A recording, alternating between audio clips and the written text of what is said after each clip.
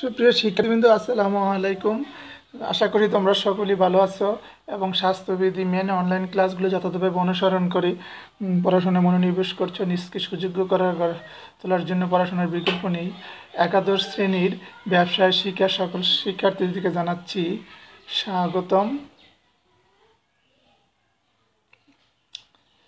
তোমাদের সাথে আজ ব্যবসা সংগঠন ও ব্যবস্থাপনা প্রথম পত্রের উপরে ক্লাস নিতে যাচ্ছি। সুপ্রিয় শিক্ষার্থীবৃন্দ, তোমরা দেখতে পাচ্ছ যে স্বাস্থ্যবিধি মেনে কীভাবে ব্যবসা কার্যকরী পরিচালিত হচ্ছে। ব্যবসায় সংগঠনের অন্যতম কাজ হলো যে পরিবেশের সাথে সামঞ্জস্য বিধান করে মানুষের মৌলিক চাহিদাগুলো এবং নিত্য প্রয়োজনীয় দ্রব্যগুলো যথাযথভাবে সরবরাহ করার মাধ্যমে ন্যায্য মুনাফা অর্জন করা। সুপ্রিয় শিক্ষার্থীবৃন্দ, তোমাদের সাথে আছি আমি মোহাম্মদ গোলাম মহিউদ্দিন, সহকারী অধ্যাপক, ব্যবস্থাপনা বিভাগ, কুমিল্লা সরকারি মহিলা কলেজ।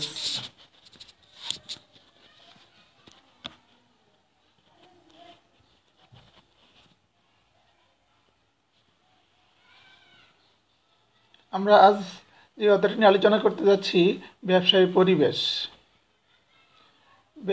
আমরা এই অধ্যায়টার উপরে আজকে যেই ক্লাসটার মাধ্যমে যা শিখতে পারবো যে ব্যবসায়ের উপর পরিবেশের উপাদানগুলোর প্রভাব, যে ব্যবসায়ের পরিবেশের যে উপাদানগুলো রয়েছে ওটা কীভাবে আমাদের ব্যবসাকে প্রভাবিত করে।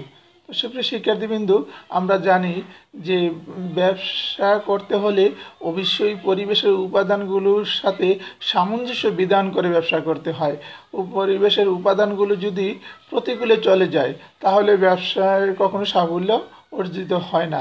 তাই উপাদানগুলোকে আমরা যথাযথভাবে বুঝতে হবে এবং ব্যবসার উপর কতটুকু প্রভাব বিস্তার করছে সেটা আমরা ভালোভাবে খেয়াল রেখে ব্যবসা করতে হবে।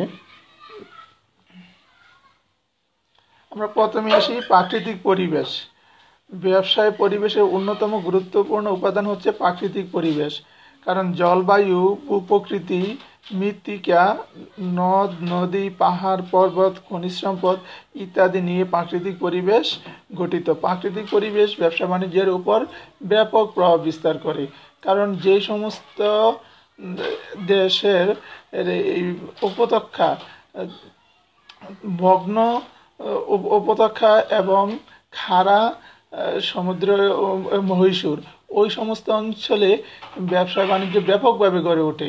কারণ এই খাড়া মহীশূর হওয়ার কারণে এবং ভগ্ন উপকূলের তটরেখা হওয়ার কারণে দেখা যায় যে সহজেই সমুদ্র বন্দর এবং প্রাকৃতিক পোতাশ্রয় গড়ে ওঠে।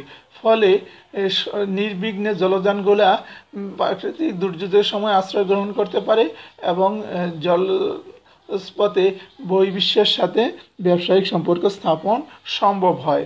তদ্রূপ উপকূলীয় অঞ্চলের মানুষগণ বা জনগণ এই বিভিন্ন প্রাকৃতিক দুর্যোগ মোকাবেলা করার কারণে তারা এই দুর্যোগ মোকাবিলার সক্ষমতা অর্জন করে।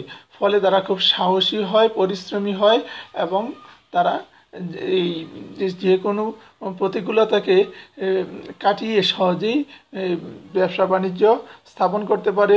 তাদের আয় রোজগার পদ্ধতি, জীবনযাত্রার প্রণালী এগুলা খাপ খাইয়ে বিভিন্ন দেশের সাথে ব্যবসা বাণিজ্যে তারা খুব দ্রুত নিজকে মানিয়ে সাফল্যের দিকে অগ্রসর হয়।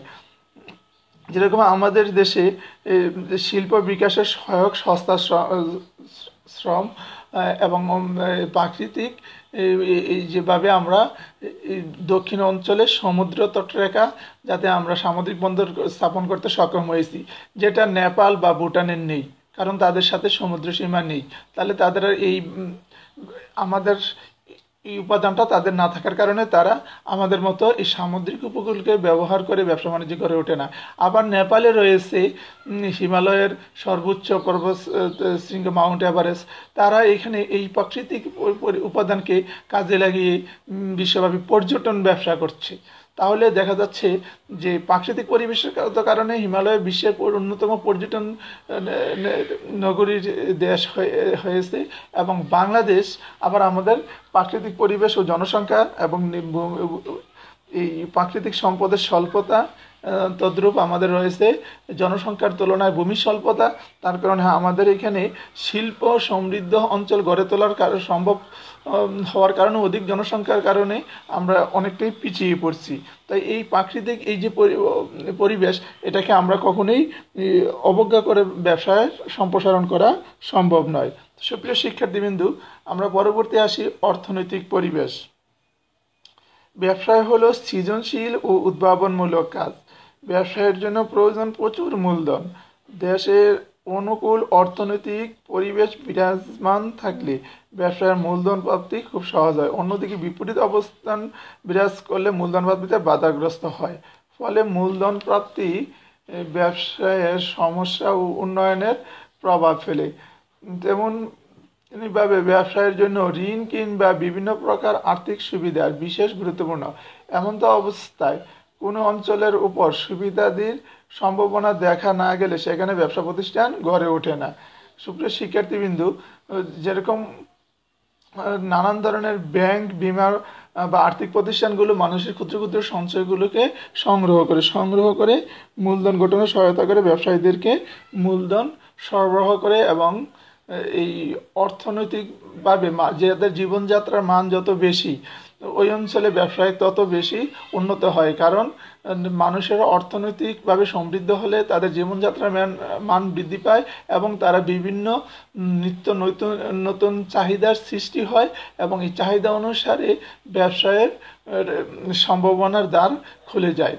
তাইলে অর্থনৈতিক পরিবেশের কারণে ইউরোপীয় অঞ্চলে ব্যবসা খুবই সমৃদ্ধ, অন্যদিকে আফ্রিকান অঞ্চলে ব্যবসা অনেকটাই পিছিয়ে। কারণ আফ্রিকা অঞ্চলে প্রচুর খনিজ সম্পদ থাকার কারণেও তারা বিভিন্ন অন্তর্দ্বন্দ্ব, কোলাহল, যুদ্ধ বিগ্রহের কারণে তাদের অর্থনৈতিক পরিবেশটা সুষ্ঠুভাবে গড়ে ওঠে নাই। তাই প্রাকৃতিক সম্ভাবনা, পরিবেশের অপার সম্ভাবনা থাকার কারণে অর্থনৈতিক পরিবেশের বিপর্যস্ত হওয়ার কারণে আফ্রিকান অঞ্চলে ব্যবসা বাণিজ্যে পিছিয়ে পড়েছে। শিক্ষার্থীবৃন্দ, এবার আসি আমরা সামাজিক পরিবেশ। সামাজিক পরিবেশ ব্যবসা বাণিজ্যের জন্য খুবই গুরুত্বপূর্ণ একটি উপাদান। কারণ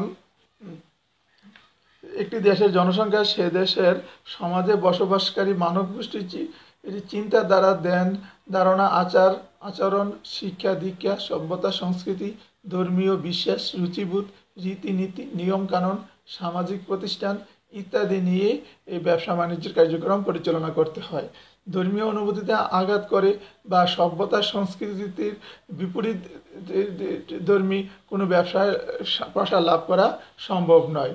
যেরকম ইউরোপিয়ান দেশগুলিতে পপ সঙ্গীত, এবং আমাদের এদিকে আমাদের বাঙালি জাতীয় সাথে মিলিয়ে একটা নতুন ভাবধারার একটা সভ্যতা সংস্কৃতি গড়ে উঠেছে, ধর্মীয় বিশ্বাস গড়ে উঠেছে, এবং আমরা আমাদের একটা সমাজের মানবিক গুণাবলী, রীতিনীতি, নিয়মকানুন গড়ে উঠেছে। এগুলার সাথে সামঞ্জস্যতা বিধান করে ব্যবসা পরিচালনা করতে হয়।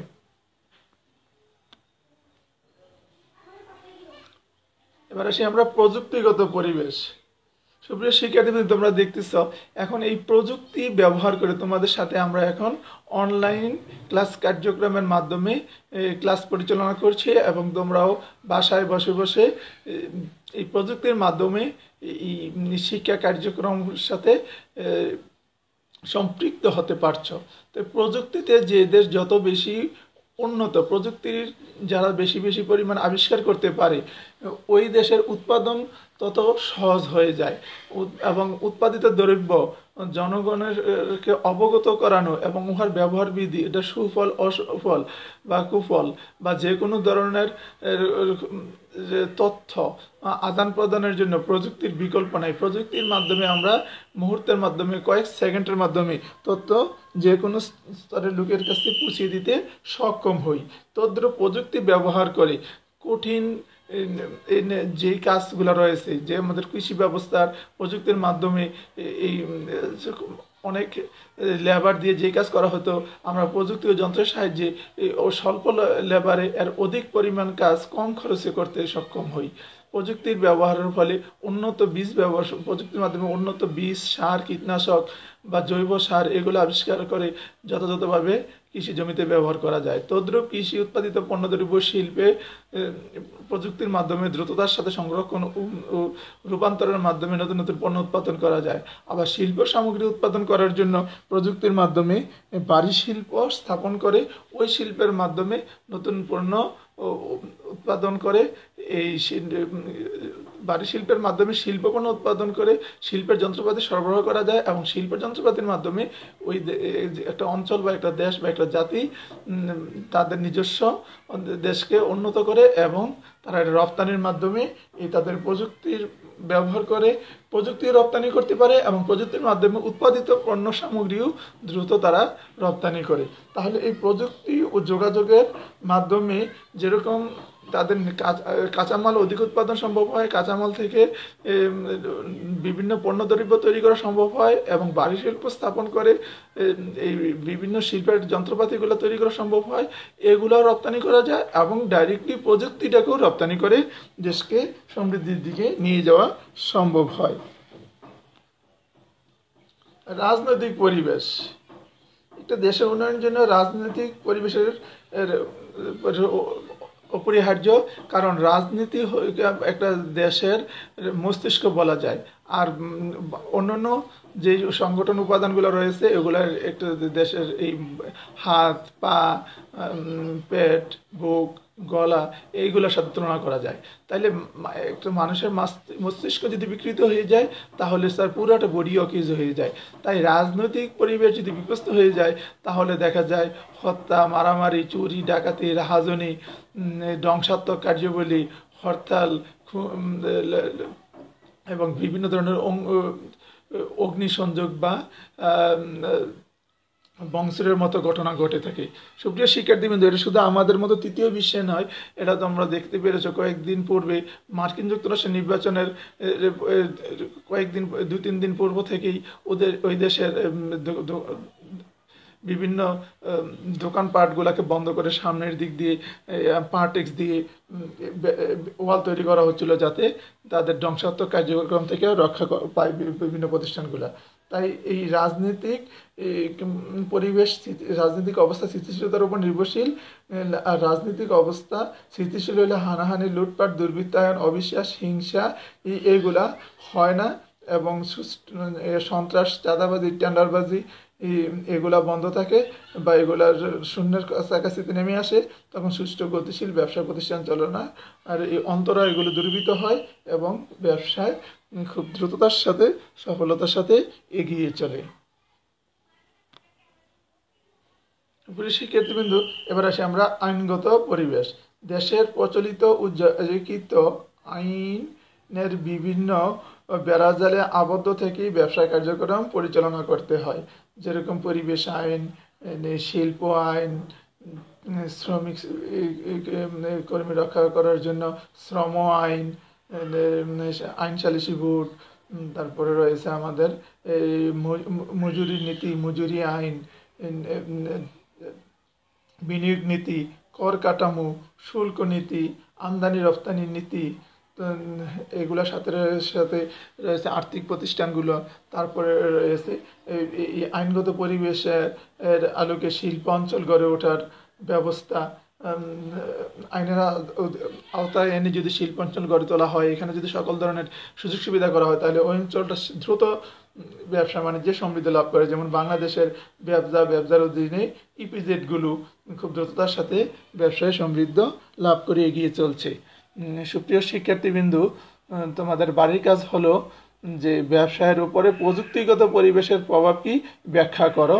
তোমাদের সকলকে ধন্যবাদ জানিয়ে ক্লাস শেষ করছি।